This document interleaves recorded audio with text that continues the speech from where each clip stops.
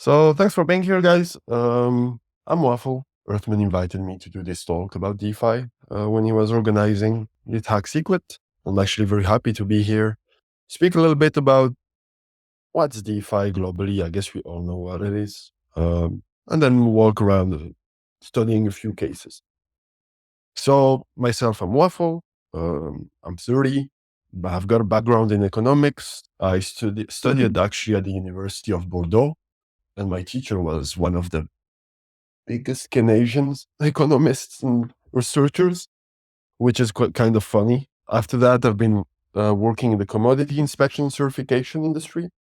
I was based in West Africa for 2 years, and I was regional director for certification company. And what we were doing, we were certifying commodities, mainly cacao, when it's organic, when it's sustainable. We were the one auditing the fields, the warehouses. So in the supply chain industry, I did the same in Southeast Asia, in Vietnam. This time I was doing inspection for grains. But first of all, I was a Bitcoin enthusiast since like a while ago. And I sincerely wished I bought earlier. But from 2015, 2016, I started buying a little bit in DeFi, during DeFi summer 2020. I farmed a lot. I got drugged a lot. I lost money, but it was like hard-earned lesson. And during DeFi 2.0, which happened maybe 8-9 months later, I was very involved into the Olympus DAO mania. We'll be speaking about Olympus DAO a little bit later. And I was head of growth for Fortune DAO, which was an Olympus, just like the hundreds of others that existed during that period. And we were based on Kronos. And the main idea of Fortune DAO was to become like a stablecoin aggregator through protocol-owned liquidity. Obviously, it was a fork, failed, and the only Olympus fork that survived was the origin. In the meantime, when SecretSwap came out, got involved with Secret Network. I joined the support committee when was, I think, beginning last year, and decided to go full-time crypto the weekend UST collapsed, which was very smart. And since then, I've worked a little bit for Secret Labs, done business development for them. And since November, with a few friends, we launched a protocol on Arbitrum called Lodestar Finance. And I've been in charge of growth. Protocol has been live again in a week now. So yeah, that's who I am and what I do. So today's agenda, we'll be going through quickly on what's DeFi, obviously. Then we'll go through the evolution from Uniswap to what we call the curve war. And we'll be just talking on the surface. But still, it could be, like, I'm not English native. So if anyone gets lost in the explanations, please, let's make it a conversation. Let's make it fun. Stop me, ask questions, and we'll be working together through this discussion. So after the curve war, we'll speak about Velodrome, which is a mini curve AMM.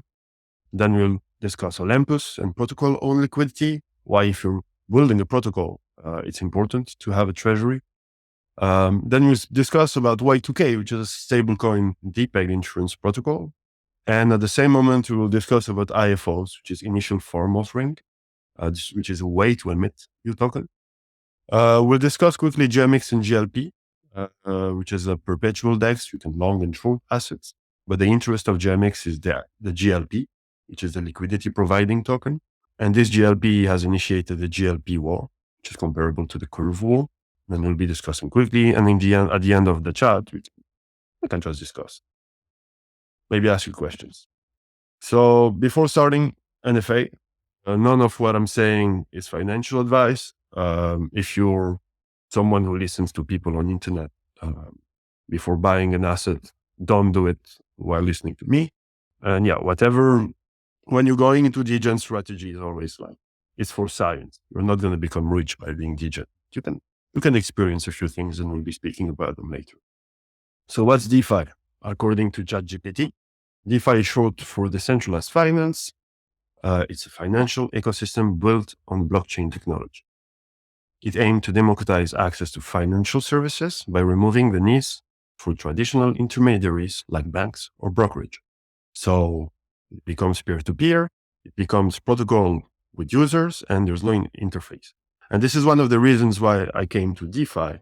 It's not for all these degen primitives we're building, right? Like this is, for me, we're at the stage of blockchain at the same level as internet was at the beginning of the 90s.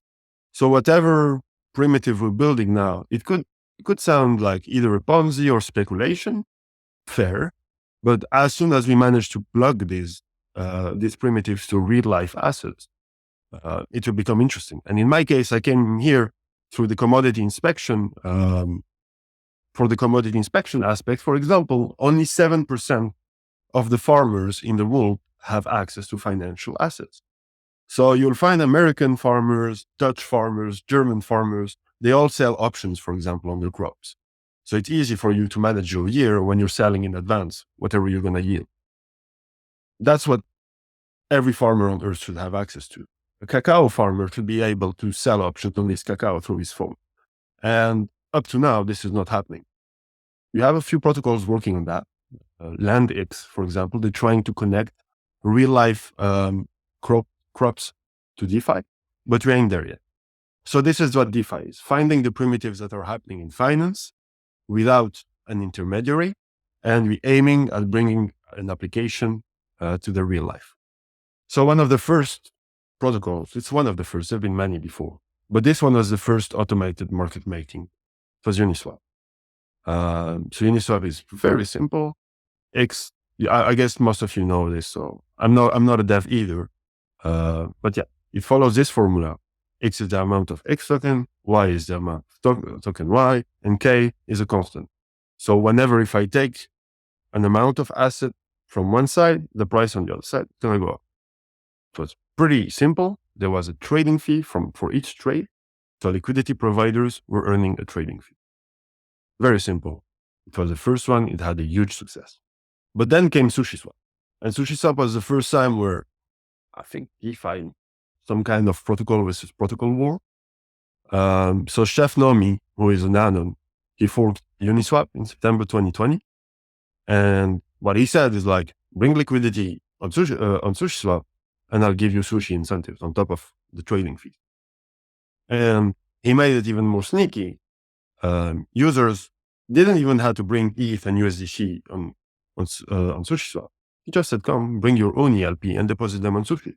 And what the protocol behind in the contract was doing, like unwrapping the UniLP and creating the liquidity position on Sushiswap. So in a few weeks, it's actually super fast, it drained 55% of Uniswap's liquidity. And it created that idea of incentive to offset the impermanent loss.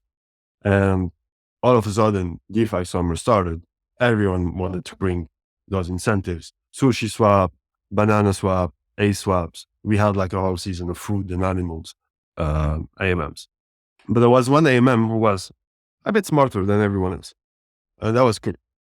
And in the V1 of Curve, they only focused on stablecoin.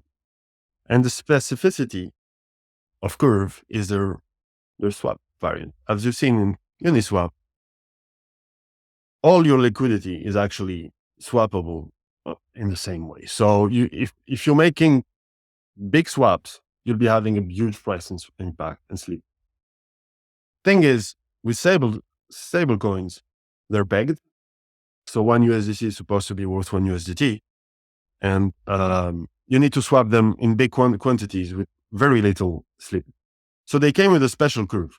Okay. Again, I'm not a dev, but they really nailed it on that side. So you could swap millions on a few hundred of millions of liquidity, and you wouldn't have a real price impact. And because there was no price impact, they didn't really need a big fee to the liquidity provider. So they had even smaller fee.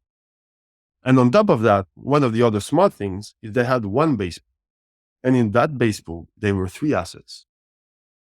So swapping between DAI, USDT, and USDC was very easy with low slippage because these 3 assets were like cheapest in all DeFi. So having that main base pool, one pool, was very small. And all other assets, they didn't pair themselves with USDT or USDC. They just paired themselves with the 3 curve LP token. So if I'm LUSD from Liquidity, I'll be pairing myself on Curve with 3 curve. So when I'm swapping LUSD to MIM, what's happening is I'm swapping LUSD to 3 curve, and from 3 curve to MIM. And in the 3 curve, there's exactly approximately either 1 USDT, 1 USDC, or 1 DAI. But the smart thing happened even a little bit further.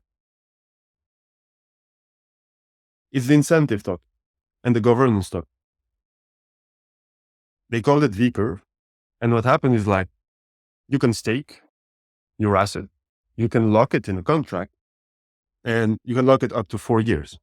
And the more you lock it, the more V curve you accumulate. So if I take my curve token, which is a governance of curve, and lock it for 4 years, I have 1 V curve.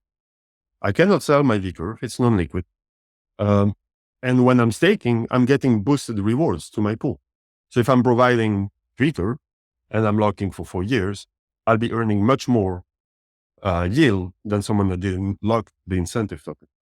But at the same moment, when I'm stacking and locking curve, I'm earning the trading fee. Because what's happening in the pools is that half of the trading fees goes to the liquidity provider, and the other half goes to the curve stakers. And the third element that comes into this play is that the V curve stakers, they control the curve emissions to the pool. So I myself, if I'm providing LUSD on curve and I'm staking, I'll obviously be voting every week for LUSD incentives, for curve incentives to the LUSD pool. That's what I meant. But all this had a few inconveniences. You had 4-year locks to have V curve. V curve declines over time. So every 2 weeks, you got to lock it again for years to stay at max 1 V curve. And it's non-liquid. So we ended up in some kind of starship where V curve holders, they control the emissions to the pools through the gauge. The gauge sends the emissions to the liquidity providers, to the LP. And the LP, because they're deep and they're trading, they give fees to the V curve holders. So it's that balance that exists between the volume in a pool and the V curve holders. Because why? V curve holders will be incentivized naturally to send incentives to the pools with the most volume, because they are the ones providing the most fees. I'll take a small pause here and ask if there's any question.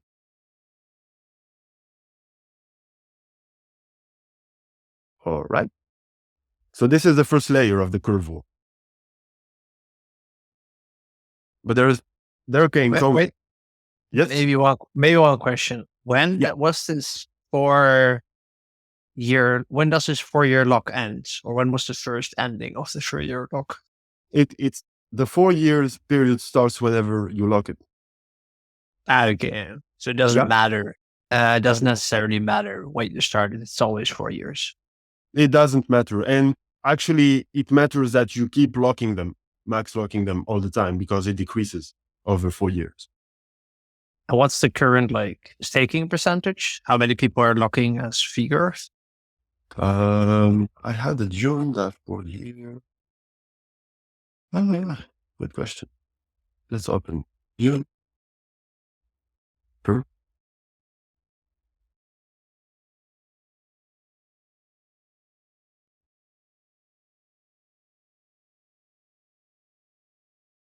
There's 575 million V curve at the moment. That's what matters, and how many of them exist. Because after these V curves, those are the ones emitting the incentives to the...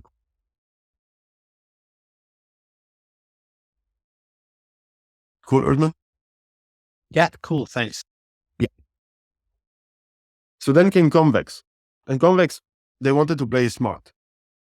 They created a liquid staked version of curve, which is called Convex curve. And they told people, hey, come give us your curve and we give you Convex curve. And what Convex was doing, they were max locking forever the curve. So you remain as a curve holder liquid. You can stake it with Convex through Convex curve and earn the trading fees. But something happened is that the voting power of V curve was delegated to vote locked curve, Convex. So convex holders started controlling the curve. And something that was smart was in the emissions of convex. Because liquidity providers, instead of coming with their USDC and DAI on curve, they came on convex to enjoy the max curve locking, right? So convex, in a way, was giving to the liquidity providers their curve rewards, but was minting at the same moment convex. And for each curve minted, convex was emitting a convex token. So slowly over time, convex started controlling more and more curve tokens. And over a year and a half, 45% of curve's governance was held by convex. And obviously, no one would go to curve and deposit liquidity. Everyone goes to convex and then convex deposits. So 90% of the liquidity on curve is actually deposited by convex. And the smart people at convex came with something even smarter. It's called Votium. So you, as a convex holder, you can go on Votium and choose where the curve emissions are going. And that's where it gets interesting. Because they created a bribing system. And in this bribing system, because convex people are controlling the emissions to curve, you're better paying them so they send curve to your pool than incentivizing your pool yourself. And something very funny with Votium is if you're a stablecoin provider, let's say Frax, UST back in the time, MIM, if you spend $1 in bribe, you receive $1.5 of curve emissions to your pool. So it's actually cheaper to bribe than to incentivize your stablecoin yourself. And if we look at who paid all the bribes, we see a lot of friends that we know. We have the Spell people. So where is Spell is here. For MIM, you have the Frax people with FXS. You have the Luna people also for UST because Do was a big player of the curve war. That's where he lost actually. So we end up in a situation where it's even an improved Starship, right? Because V-curve and convex curve holder, they receive the trading fees. Votlock convex people, they receive the bribes. And they are the one providing convex and curve incentives to the stablecoin pool. So it creates some kind of perfect, how do you say, two organisms living together. It's not a parasite, symbiosis between the two protocols. That's what I was looking as a word. And then came Frax Finance, the king of stablecoin. So in December 2020, they launched Frax. It was at the beginning an algorithmic stablecoin, slowly start changing in the way it was operating, but that's not the issue. They played the curve war and the convex war very small. What they did, their Frax token was paired with free curve. But what they said to their holders, if you want to provide Frax free curve liquidity, don't do it on convex and don't do it on curve. Do it on Frax Finance. So liquidity providers were bringing liquidity to Frax Finance and they were receiving Frax share incentive. Very good. Frax share, same type of governance as curve, V-curve, lock for years, bribes. And that's exactly a third layer on top of Frax. And how did they play it to make their stablecoin king of all alternative stablecoin? Let me drink some water. Here's what they asked their people. Tell this. As a Frax liquidity provider, you deposit Frax, you deposit your liquidity on Frax, and Frax gives you Frax share. Great. Frax will deposit on convex liquidity, earn curve and convex tokens, obviously. And whatever happens over here happens. So convex deposits on curve. But that's where the change happens. That's where from smart contracts, you become a decentralized protocol. Because from the protocol's perspective, here's what's happening because Frax is paying bribes, right? Frax brings Frax liquidity to convex and bribes convex holders with Frax share. So convex holders they vote for the Frax pool, right? So the Frax pool, they receive boosted curve emission. And Convex will pay Frax boosted convex emissions and curve emission. But here is what happens. What Frax does, and like did, because they stopped doing it, they dumped the curve, they buy convex, and they locked convex.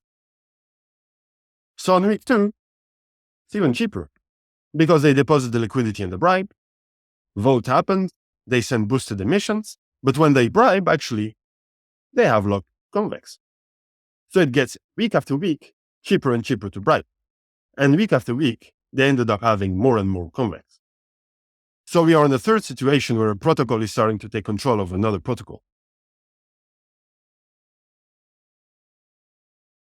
And as we can see here, when they bootstrapped Frax, it was cheaper and cheaper to bribe, to the point where they don't even need to really bribe. Less than what's that? 1 million per week? At the same moment when they were bribing, they were earning back the bribes, and they were taking control. But that's where Convex, they're smart also. And they retaliated pretty easily. They created a liquid state fracture. So in the end, Frax was holding Convex, but Convex was holding also Frax governance. And they actually became friends. And now if you actually go to the Convex website, you can deposit your liquidity here, but they also have a small Frax Convex when you can also deposit your stablecoin liquidity. So they actually became in symbiosis, working together. They created a base pool. So instead of having free curve, USDT, USDC, DAI as the main deep pool with which all the stable will pair themselves, they created a Frax base pool, which is Frax USDC. And Frax, they actually paying extra incentives to any small stable coin that would like to pair his stable with Frax BP instead of 3 curve. And in the end, Frax ended up flipping the 3 pool, and Frax became the king of curve. So there are many other layers, horizontals. We could have gone deep into it, but I just wanted to show you how decentralized protocols start like working together and eating each other, and it's all about game theory and how you can put yourself into a situation where your protocol is just sustainable.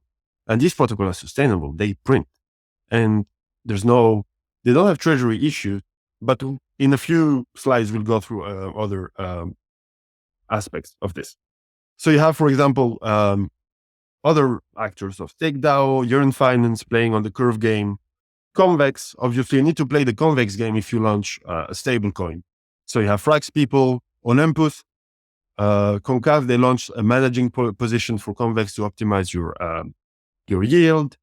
Dopex, they launched options on curve rates. So if you're going to lose your incentives, you can actually buy an option on it. Trader Joe went for V tokenomics also, where you need to lock your token, but at the same moment, they split governance and yield from the token. Balancer also, so yeah, whatever. But I've got for you the Velodrome, which is the easy mode of the curve war, and a very easy way to bring some kind of sustainability to a protocol. So what they do is they have Velo as an incentive token, and you can stake Velo as VVelo in the same way as you would stake curve. And you actually earn all the trading fees. Everything that's happening on the AMM as trading fees are directed to Velo holders. Velo holders or stakers, because you're staking Velo and locking it, naturally they will start incentivizing the pairs with the highest volume. If USDC ETH is having the highest volume and bringing me the more fees, I'm going to send more incentives to it. So it's going to be deeper. So the trading experience is going to be even better for those people having high volume trading, right? So it brings even more yield to Velo. But on top of that, because once you find the perfect equilibrium, some protocols with low volume would want to have deep liquidity also. So they can start bribing Velo to send emissions to their pool. And on the same way, as it's on a convex on a very complex level, on Velodrome, it's cheaper to bribe Velo holders than incentivizing yourself the liquidity as a protocol. So if I'm a small, if I'm a small DAO on Optimism, Velodrome is happening on Optimism, why would I send DAO tokens, which are DAO shares, to the liquidity providers and spend money for liquidity? I'd just give Velo holders and then incentivize even better the bear. And that's where I want to shift to Olympus DAO, because here on Velodrome, a protocol will start bribing to have deep liquidity. Olympus DAO came with the idea of you own your liquidity. So quick runaway, Olympus, their product is OWN. It's a decentralized non-dollar pegged stablecoin. It holds governance and it can be liquid staked as geo. So the price of OWN tends to the MA30 and it's maintained algorithmically to that target price, right? So the protocol has a treasury. It's one of the biggest treasury of any DAOs in DeFi. Whenever the price starts hitting the lower cushion, the protocol is ready to swap some treasury against OWN, right? Just to keep the price ahead. If it dumps a lot, the protocol has a share of its treasury he's ready to fight for, not all of it. And whenever price stabilizes again and the new EMA, moving average price is found, the cushion will balance again itself. So this is how they came to a system where they have a stable coin, a non-pegged to the dollar. But the funny thing is how they bootstrap their protocol. They didn't tell people, buy OWN, go pair it yourself with DAI, and we will send you OWN incentive. What they said, listen, give us OWN DAI LP tokens, and back in the time it was on Sushi, and we will give you OWN at a discount. That will be available after a few weeks or months. In the case of OWN, it was weeks, but you can have different type of funds. So this is how they start bootstrapping their own liquidity to the point where they own 99% of OWN liquidity. They are the ones buying and selling their token.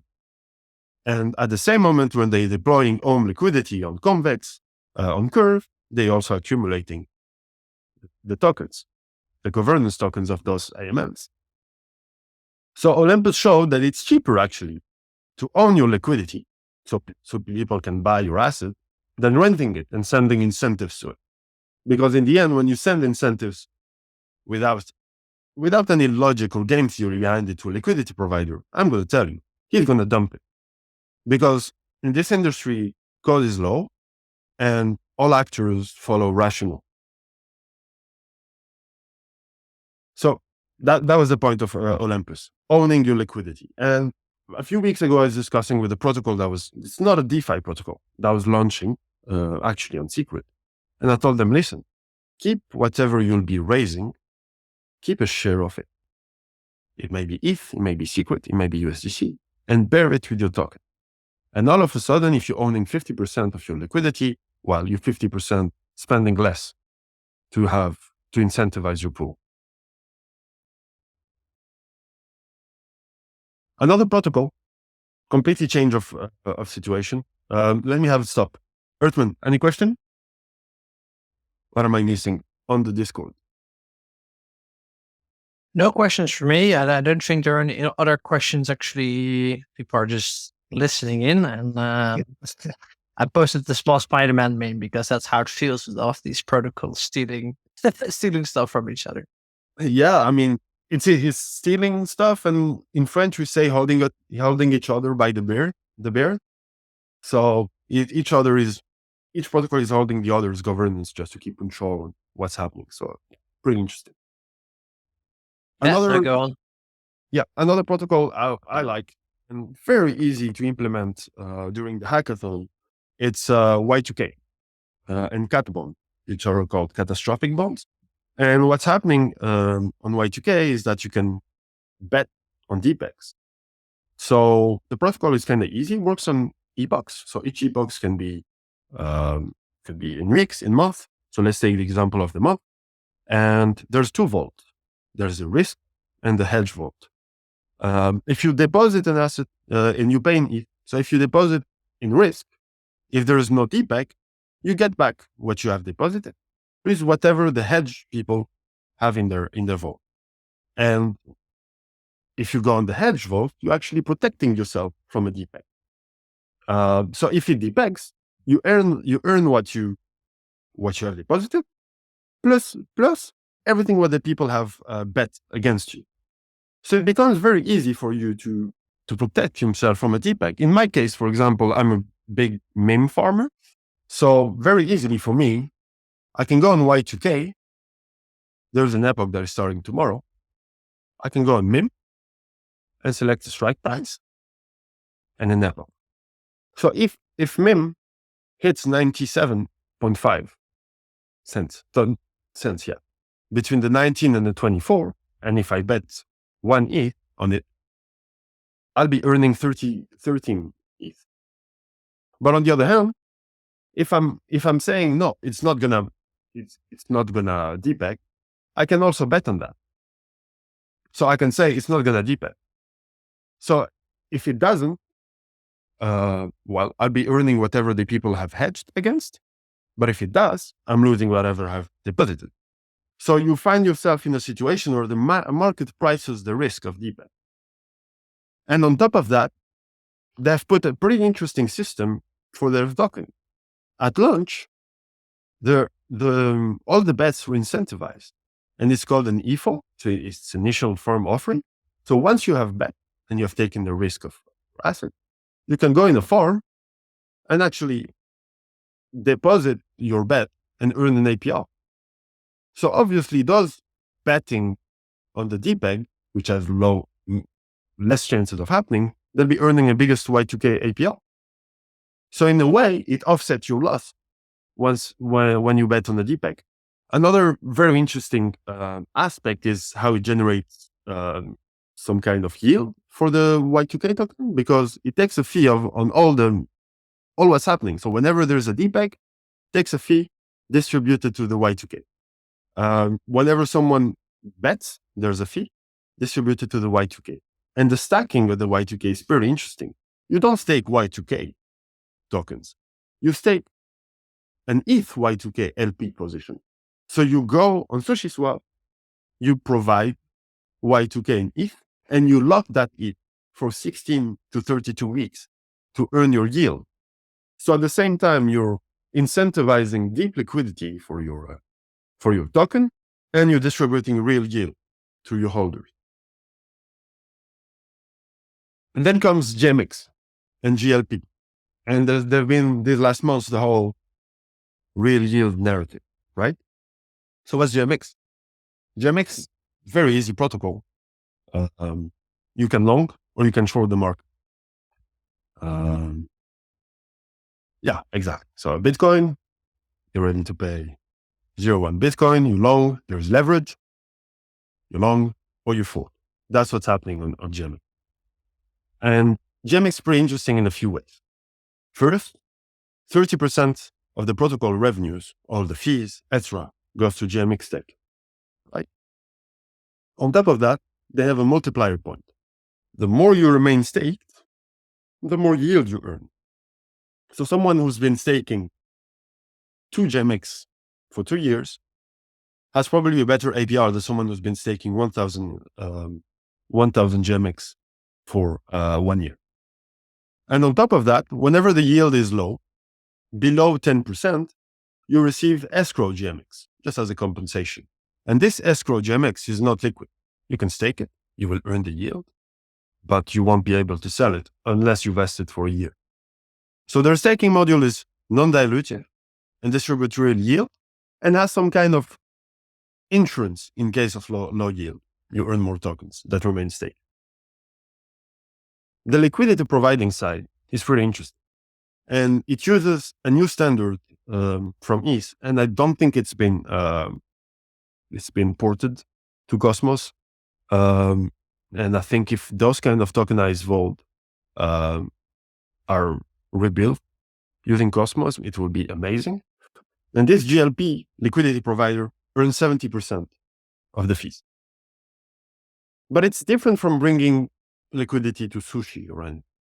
Because GLP, you actually mint it, and you mint it by depositing assets. So GLP supports Bitcoin, ETH, and stable coins. And if I want GLP, I will deposit in the vault Bitcoin, and I will mint that value in GLP. And GLP remains an asset. It's a share of your vault. And this share has also a price.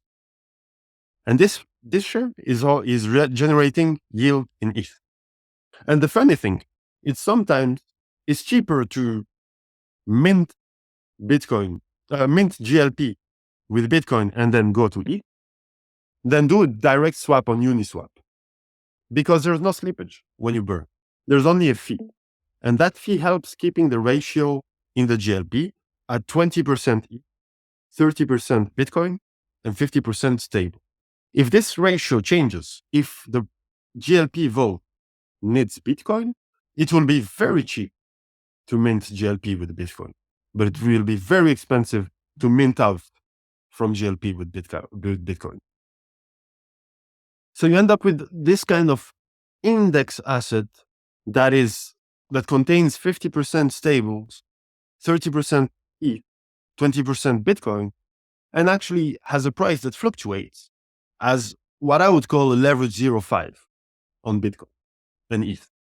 Why that? Because if Bitcoin pumps, let's say 10%, if Bitcoin and ETH pumps 10%, you only have half of the content of GLP that will be pumping. So it's a leverage 0.5 because the price of GLP will pump of 5%. So you have a very low volatility and an interesting yield. And that's where the GLP world comes at play. Because this asset, people will start building on top of it. And this asset is just the liquidity providing of GMX, right? Because when someone is longing on GMX, GLP is shorting. So you're the counterparty of the trades on GMX. But there's a magic thing in casinos and trading. When you have leverage 20 to leverage 50, the house very often wins. And GLP war start. And I took 3 examples. And all of these examples are also ERC 4626, which means you can build vaults on top of these index vaults. And I took 3 examples to show you how this asset has been used by other protocols. Plutus DAO has created PLV GLP. Plutus and Arbitrum, they're the governors. They are a governance aggregator. They aggregate a lot of V tokens from Dopex, from Jones DAO, and they emit liquid state of assets of these assets by themselves. So what they just did a normal wrapper, like a liquid state derivative. So the GLP would auto compound in the vault. It remains liquid, so you can also borrow against it. You can do whatever you want with it. And they take small fee from the auto compounded GLP yield, and they distribute it to the token holders, right? And at the same moment, they take another fee that they distribute to those who stay in the vault. So you're actually earning more yield when staying in the PLV GLP vault than when you're in the regular GLP that's just printing ETH, right? But Johns, they were even smarter. They went into a double vault model, and they created some kind of money market, which is GUSDC, which is lending money to a GLP vault. So let me show you. When you go on Jones, you have two vaults here, the leverage delta and the gamma neutral. So on this one, they're actually leveraging GLP. So they're looping it in. So they borrow USDC from this vault, where you can deposit and earn 30% APR, and they buy back GLP, and they compound the ETH yield. So you end up in this double vault situation where right borrows to left, and left yields even more and distributes some of the yield to this one. And they're leveraging like this GLP. Another example that is also very interesting, it's called GMD protocol. And what they do, they split GLP in 3 assets, Bitcoin, ETH, and USDC, because it's the underlying GLP asset, right? And the yield is split among the 3 vaults.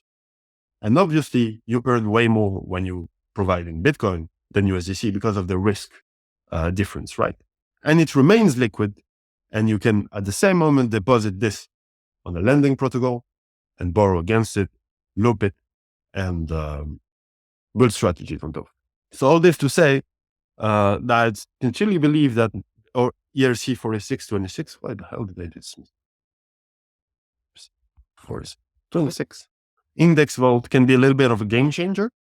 Some inspiration for you guys, because I think the liquid stake derivatives is a big thing on Cosmos, and an index of this could be very interesting. And Acid Protocol did that. They have an index of ETH liquid stake, and they actually, whenever you're holding that index, you earn the yield of all the underlying liquid staked assets. And at the same moment, they take a fee and then distribute it to the asset holders. FactorDAO, for example, created DeFi strategy vault. So you can build with different primitives your own ERC46 vault, So you can, for example, deposit USDC and automatically it would mint GLP, wrap it into PLV GLP, and leverage it on Lodestar Finance. You can do the same with other liquid staked assets. Like I know they'll be launching a Plutus liquid staked asset vault. And instead of holding one of the liquid staked assets and you'd be staking it, well, you'll be exposed to all of them, but also to the yield of the underlying yield. And that's it, my friend. That's what's been boiling on my side, what I've been busy with this last months, I would say. I hope this will initiate some ideas with you. Also some chit chat. Maybe we can discuss on what you guys want to build, how we can bring some value to the token, to the protocol. And yeah, thanks a lot.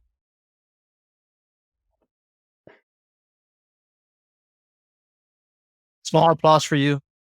No, thanks. I mean, I've had many conversations with you in the past, so it did explain some of this stuff to me already, but it always sort of amazes me how much is happening on Ethereum. And I must say, I don't have enough time to check it out. So really cool to have that knowledge. I'd say to anyone in the audience, if there are still questions, feel free to put them in the chat.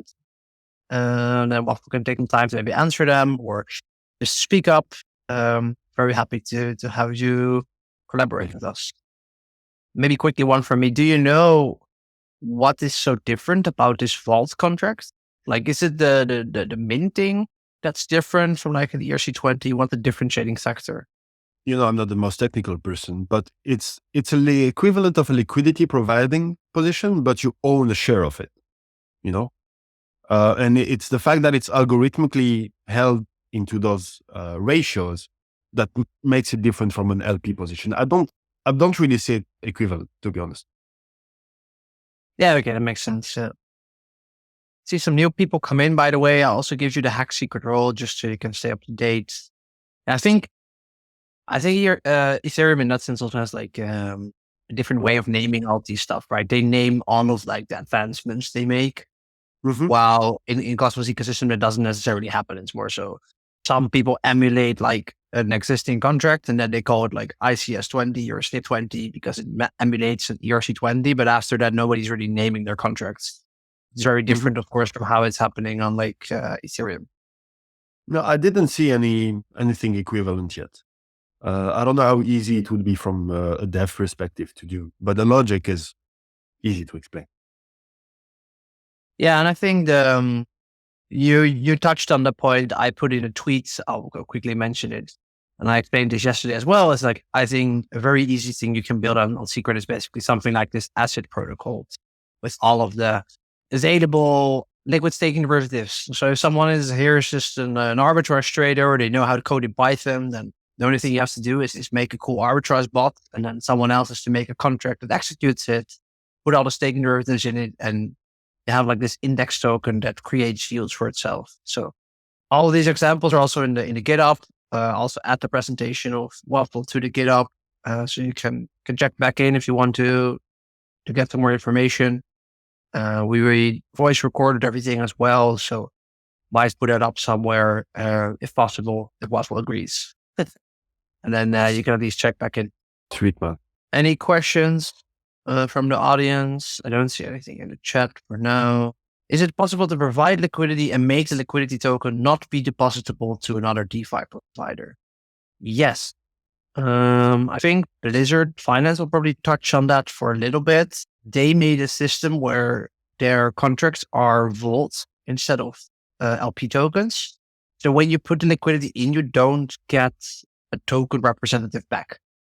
It's just you own a share of a specific contract, but it's not like stated as a it's not stated as an LP token you get in return.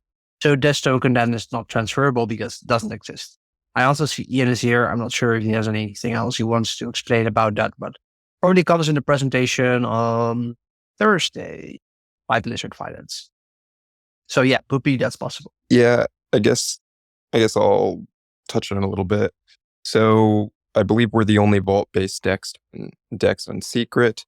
It's not multiple contracts when depositing assets when depositing assets as like liquidity providing or whatever in the pool. In our 2.0, we're probably going to make some adjustments there, but that's how it works today. Yeah, so I guess that's it. In 8 minutes, we have Whitewell coming over to give their protocol showcase. So I'd say if you want to see that or want to potentially do something with their code base, definitely stick around. That will also be recorded, but personally very interested to see what they've been working on and how you can easily integrate that. So feel free to stick around. We'll be here for a little bit to answer some questions, but in 7 minutes, we have a new speaker coming up. Thanks, Waffle. Learned a lot. Thank you, guys.